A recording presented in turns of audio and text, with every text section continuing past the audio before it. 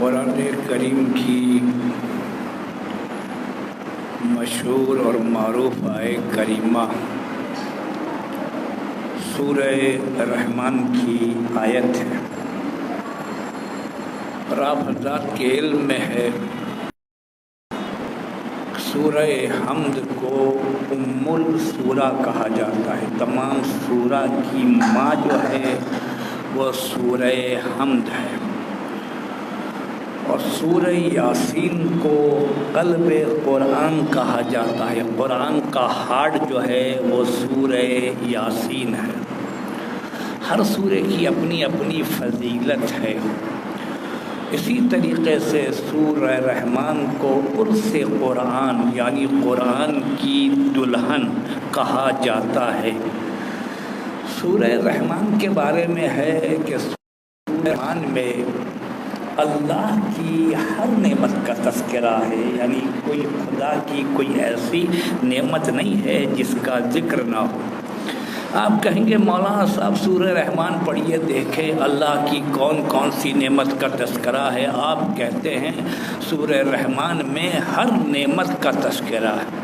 یہ ہمارے اور آپ کے بس کی بات نہیں ہے کہ ہم سمجھیں کہ سورہ رحمان میں جو کائنات کی ہر نعمت کا تذکرہ ہے ہم سمجھ پائے، ہم نہیں سمجھ سکتے۔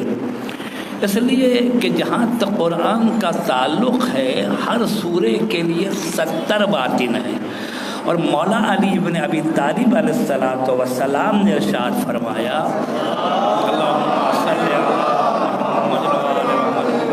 میں اگر چاہوں تو ہر باب میں سے ہزار باب پیدا کروں۔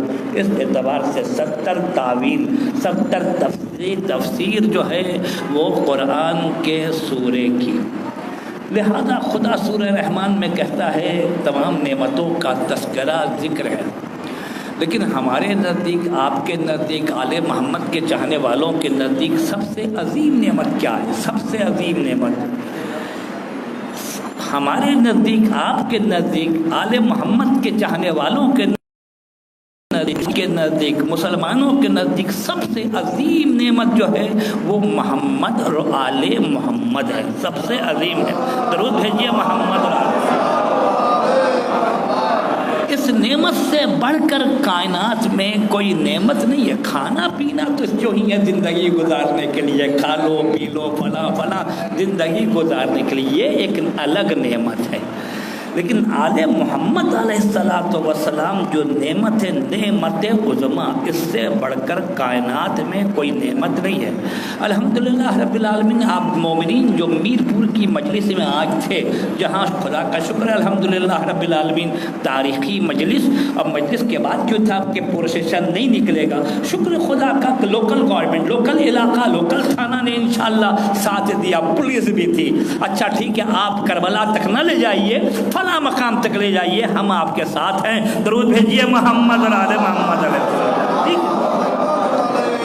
الحمدللہ رب العالمین، ٹھیک ہے، کربلا پروسیشن جاتا، کربلا نہیں گیا، آدھے راستے یا اس سے پہلے گھوم کر واپس آ گیا۔ الحمدللہ وہاں اہل تسنن بھی تھے، باہر ہزاروں کا مجمع لوگ کھڑے ہوئے تھے۔ میں نے ان سے کہا کہ آل محمد ایک ایسی عظیم نعمت ہے جس نعمت کو کائنات میں کوئی سمجھ نہیں سکتا۔ لہذا سورہ رحمان میں عظیم نعمت جو ہے وہ محمد اور آل محمد علیہ السلام۔ آپ کہیے کہ سب نعمت کا ذکر ہے، لیکن محمد اور آل محمد جیسی نعمت سورہ رحمان میں نہیں ہے۔ ہم ایسے لوگوں کو کہتے ہیں جو لوگ یہ کہتے ہیں کہ آل محمد جیسی نعمت سورہ رحمان میں نہیں ہے۔ سورہ رحمان میں کہاں ہے علی، کہاں ہے فاطمہ، کہاں ہے حسن کا تذکرہ، کہاں ہے حسین کا تذکرہ؟ ہم یہ کہتے ہیں تم نے جس سے قرآن لیا اس سے جا کے پوچھو، ہم نے جس دروازے سے قرآن لیا ہے وہاں جا کر پوچھیں گے۔ درود بھیجیے محمد اور آل محمد۔